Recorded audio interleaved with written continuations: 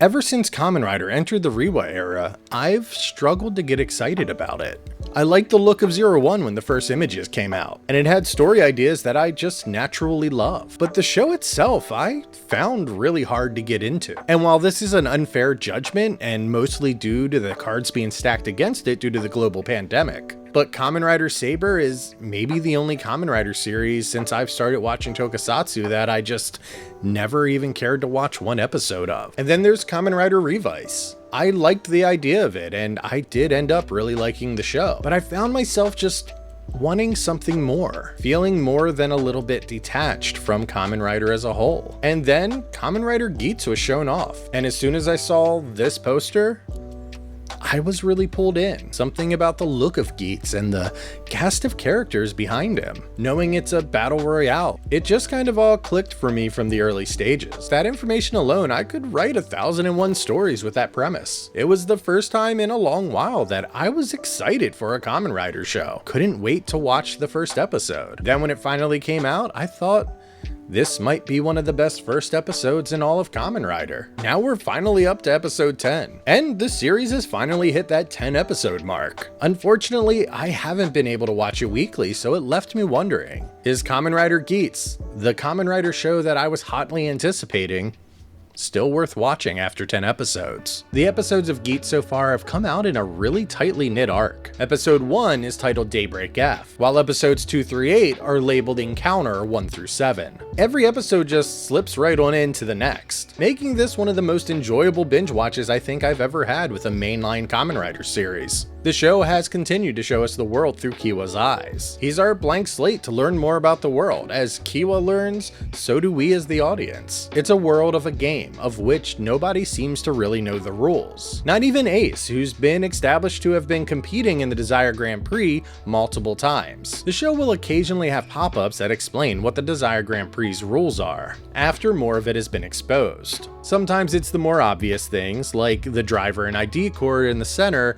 means that you're a Kamen Rider, or that the sole survivor of the Grand Prix will be able to have their wish granted and reshape the world to their desire, thus the name. Or things that you think were probably rules, but it's kind of been left unclear. Like those who lose their life during the game will be expelled from the world. Or if you drop out, you'll be disqualified from being a Kamen Rider again. And if you are disqualified, all of your memories of the Desire Grand Prix will be erased. The same thing goes for a grave illness or an injury that would keep you from competing in the Grand Prix. Only then you'll be retired. And to the best of my knowledge, it seems like being disqualified and being retired are really just the same thing. But I'm kind of thinking of it as like an honorable versus a dishonorable discharge from the military or something. But then there's rules that are just kind of fun things that I think really help explore the characters and grow the world building. It's obvious that each rider has a primary color associated, and some of the buckles also reflect this, with a rule that IDs and raise buckles have affinities, such as Geats being red with the boost buckle, or when Kiwa has a moment where he exceeds his limits with the green ninja buckle. I really like this, and I really like exploring the rules of the game. It's a really great narrative tool. After the first episode, most of my questions really just revolved around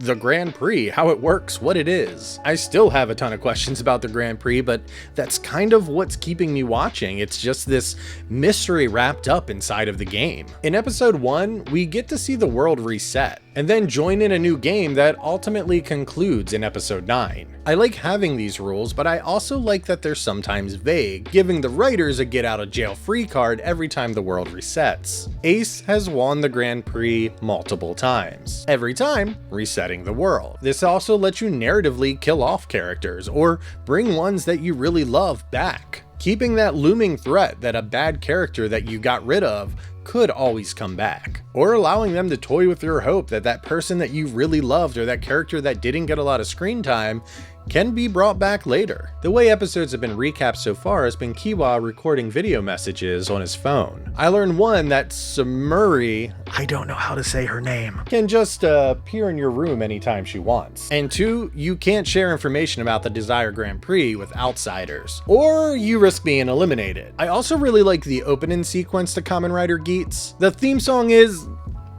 it's fine. Something about it just kind of sounds incomplete to me, and it doesn't have that like hard-hitting moment in the chorus that I really like in Kamen Rider themes. At least for me, when the chorus hits, it just feels kind of flat. But whatever, I'm not here to be a music critic. It's the visuals of the intro that really keep me engaged. They change a little bit every episode, with characters being eliminated from the Grand Prix. Their spot in the song is still there, but they're missing from the frame. I really like this as a touch, and it makes you feel like their memory really has just been erased from the world, erased from the show. I think the basic plot of Geats is going to continue to give us really exciting characters. Like, I don't really know that much about Punk Jack so far, but I'm really excited to use that as a vessel to just usher in new characters. You can just do so much with that. And I've heard complaints that this setup makes it feel like it should be a bigger cast, and gripes that they just kill all the other contestants off screen. I'm personally fine with this and haven't found that distracting. I honestly don't really want to follow more characters than we already do. It's already a pretty good sized cast. There's a good solid cast of characters, and they represent a lot of diversity in their ideals and values, and different viewpoints that you want to shape the world through. Be that the bitter anger of class politics, naive attitudes of peace, or a more personal cause like wanting a world where one of your family members isn't terminally ill. I think that's the kind of desire that most of us can relate to and would personally want.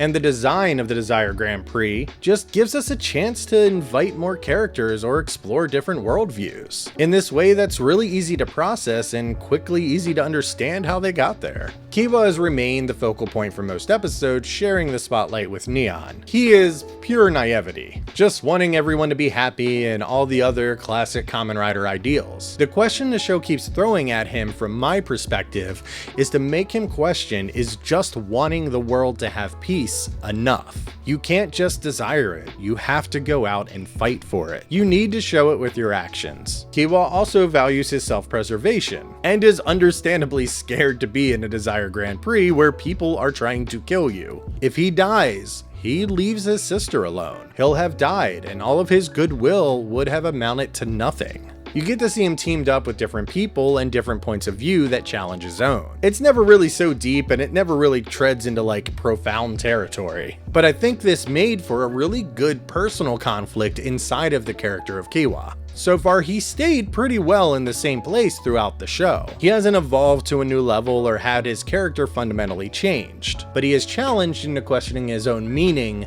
in a way that he's never been challenged before. And then Neon fits into another slot of a common Kamen Rider ideal. Love and peace. Neon comes from an abusive home that she's trying to escape. I really like the character of Neon, and I really like how she's played. And I love her interacting with the rest of the cast. However, her desire doesn't really fully land for me. I like it in part. You learn that she was kidnapped as a child and her family is really overprotective, and always holds her to the family name, not respecting the social media empire that she created. It's not that people with overwhelming privilege and wealth can't feel trapped. It's just that this particular flavor of it doesn't feel fully baked. She makes escaping her home life the centerpiece of her YouTube-style vlogs, but doesn't really have anything of her own to escape to. And that's fine on its own, but when you mix that with the desire for love in the Grand Prix, it's just not working for me. I feel like they have this great opportunity to really flesh out a female character and give her some depth. They gave her a lot of tragedy, and I see value in wanting to have something positive because of that. But it just kind of quickly shifts her into this cliche box that at first it felt like they were kind of avoiding. Her just wanting like the love of her life to come and whisk her away just doesn't sit right in my stomach. To the show's credit, it does have a lot of moments where it addresses this blind idealism, with a character who resents Neon for her wealth and resents the fact that she's in the Desire Grand Prix just for love, and the childishness she displays for not knowing real hardship. It's just never gone far enough to show her grow past that. And this particular character, I just want a little something more out of her. And there's plenty of time to turn it around, but I'm pretty skeptical because it's, again, love and peace. They're kind of core values of what mainline Kamen Rider is. The show does a great job of having her interact with the rest of the cast, and really shows her as this fully realized person. So when it comes to the love and peace stuff, it just kind of feels like we're checking off boxes for her. And I feel like those two elements are always just a little bit in conflict. And then there's Ace, who you're supposed to think of as the main character of the show. He's interesting and mysterious, but I'm also not all that engaged with him. That mystery that surrounds him is starting to be unraveled after the first 10 episodes. And it's weird because he's not uninteresting, but at the same time, he's the character I'm least invested in emotionally. I don't dislike him by any means, he's a super fun character. And it's fun to have a titular character be a flawed one. He just almost feels like Sherlock Holmes or something like that, where you could argue Watson is the main character you explore the story through, and Sherlock Holmes is just kind of that cool thing that makes you keep watching. And I don't want it to sound like he's a flat character, because he's not, he's very cool. And he knows more than the rest of the cast. And from what you learn, he's been a contestant in the Desire Grand Prix since AD1, or the time of Caesar. So I guess that explains the Caesar coin. And his mother went missing, leaving him as a child saying, "You'll be better off if you forget me." I guess that means she was also part of the Desire Grand Prix, and that's the best I know about his motivation. It seems like he's participating in the Desire Grand Prix just to solve that mystery. I think this works great, honestly. It helps us to discover more about him and about the world without discussing too much, leaving the mystery well intact. He's also remained kind of an asshole with a heart of gold, tricking Kiwa into helping him or putting him into danger, all to win the next round. There's something nice about having some characters who are like, I want love, I want peace, and then having the main writer of the series just scoff at them and be like, yeah, well, I'll step on your neck if it means I win. The show having the ability to kill off characters has made for a really good fluctuating supporting cast. Buffa, I would say, is the obvious standout. He's obviously the rival who's going to butt heads with everybody, but probably come around in the end. You know he's going to join the team and they'll be kind of chummy, but still like, you're grumpy. His motivations are all really simple, but with a little nuance. So I like him a lot. And then a lot of the other contestants you spend time with are really interesting. As I said, they all represent different ideals and worldviews. One is a misanthrope, one just wants to protect his family, and then one guy's a slimy scam artist. And all together they paint a really interesting tapestry of ideas and values. The two big comparisons I have for the show is Battle Royale and Gantz. While yeah, they are in a Battle Royale, at least so far they really haven't been fighting each other. It's mostly just been them fighting the enemies each round. So in that way, it doesn't feel so much like Fortnite, but I do still think it feels a lot like Gantz. Like they know they're in a game. They know there's a prize, but they don't know why or how they're really in the Grand Prix or how anything works. They're all just looking into it, trying to figure things out. The rounds have all been really interesting, and I think it's a great way to keep all of the episodes really fresh. It's not just defeating an enemy. They have all these little hidden goals all around, like being the first to find an object or saving civilians. All of that will gain you more points and a higher ranking. There's an episode with a zombie mode. So all the bad guys are zombies who will bite you and then you will turn into a zombie. And the episode does a really good job of just playing around with the rules and being creative. There's another episode where everyone's divided into two teams, and the teams with the lowest scores will be eliminated. It's just been a really interesting way to play the show. I'm sure there's bound to be more player v player moments, but so far we haven't had much of that with the exception of a little bit of inside bickering. And when there has been infighting, you hear an alert go off, telling you that fighting each other is prohibited. I have almost no doubt that that will last through the entirety of the series, but at least for now, it's kept it that way for more than a few episodes. And it keeps finding new ways of keeping it really fresh by throwing in these new games and ideas and exciting twists to the gameplay, to where I'm excited to see what each new level will have in store. The monsters and bad guys are...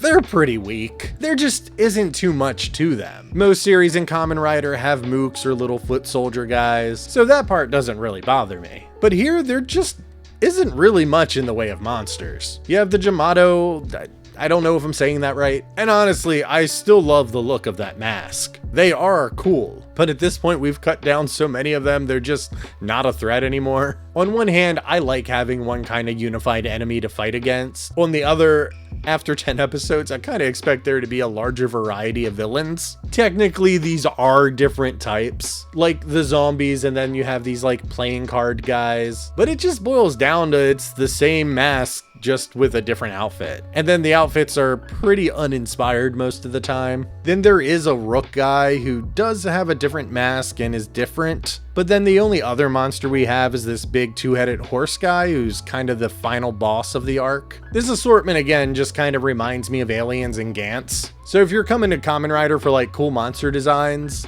you're kind of in the wrong place. It's not the best for that. Like, it kind of just makes it feel like something's missing. That said, they fill in that space that they would typically dedicate in the episode to establishing a monster, and then they give that time back to further developing the characters and the interactions of their relationships. I think of the monsters and the Jamato as more of a backdrop, but really all of the challenges in the game have been in service of further developing the characters. And I'm okay with this as a trade-off because I get a better story with more defined characters instead of just a bunch of monster backstories. As I said, I like almost all of these characters, and I like seeing all their different personality types interact with Geats. All of the conflict in the show really comes from the characters and their interactions with each other or their internal dilemmas, trying to figure out where they fit inside of this new world they found themselves, questioning what they believe in. It's hard to say this with like Kamen Rider Black Sun out there already exploring these things in a really adult way, but this is the ideas of a Saturday morning Kamen Rider show. But I really think this has been some of the most cohesive and together and easy to understand character drama in maybe all of Kamen Rider. The narrative somehow walks this fine line. It's between being able to bring in these new characters while potentially killing off main characters, but also manages to keep the stories really self-contained. And I stand by my first reaction to the first episode of Kamen Rider Geats. I think this is a really good example of a series of Kamen Rider that would do really well in the States. It's an easy to understand story full of mystery. And my feelings on the overall suit designs really hasn't changed either. I know them all having black suits takes a little bit out of the individual designs of each Kamen Rider, but something about the buckles all being like loot drops that you may or may not have adds an element of randomness to it that I really like. It's not just people having a more powerful suit, it's how do you use this item? And narratively, I think that really connects itself back to the visual design of the suits. And I love the idea of seeing different people use different types of buckles. Seeing Geats as Zombie or Buffa using the Magnum buckle is awesome. And then having that extra narrative influence on their affinities, I honestly think just works so well. At least for this season, I love the riders having different pieces that they all mix and match and share. For me, somehow it breathes in this authenticity to the rider system. I think it gives a lot of personality to the animal style and the personality and color types. And so it makes it when they transform and they use the different buckles, it just helps further develop those characters. It emphasizes their strengths and weaknesses, both on and off of the battlefield. Like seeing Buffa use Magnum and then just walk up to people and hit him with a long-range buckle. Because his personality outside of the game is this brash hard-headedness. So him being a powerhouse tank inside the game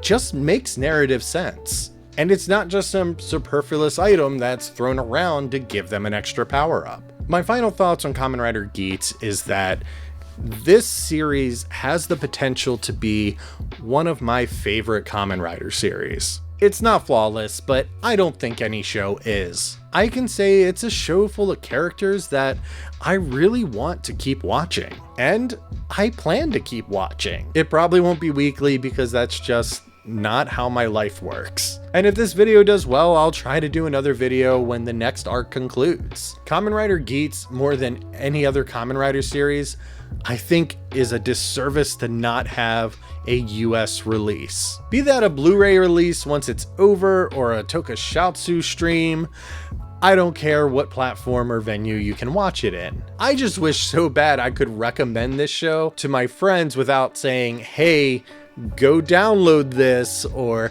hey, go to this really shady sites where you're gonna get a ton of spam and ads. The show really is just starting out and it has plenty of time to go and ruin itself. But it's so chock full of mystery and intrigue that I can't wait to keep learning more about this world. It's holding all of its story beats really close to its chest, but I care so much about these characters. And that's what really carried me through most of the show.